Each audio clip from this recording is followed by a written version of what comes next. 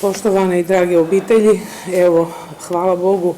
i danas smo ovdje okupljeni da se suočite sa istinom o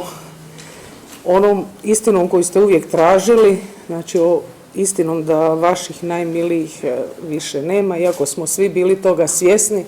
ali konačno ćete dočekati taj trenutak, taj smiraj, koliko god je teško, koliko god je bolno, sigurno će vam donijeti smiraj, jer svi oni koji su to prošli su nam svjedočili o onom što su poslije doživjeli, a to je smiraj. S nama je i Manda Patko koja je nedavno isto tako identificirala svoga supruga i zna koliko je to bitno za njen život i za život njene obitelji.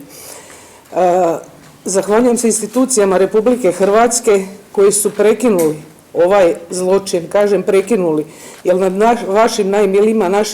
našim najmilijima nije samo zločin počinjen onda kad su na najbrutalniji način lišeni života,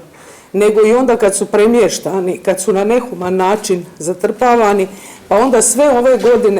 ove godine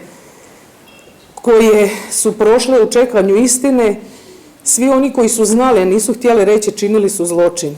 Znači, to je zločin koji traje, koji su hrvatske institucije prekinule, hvala Bogu, i nadam se da će sve naše obitelji koje još uvijek tragaju, koje, da tako kažem, nisu imale sreću biti ovaj dan ovdje, da će također dočekati taj trenutak.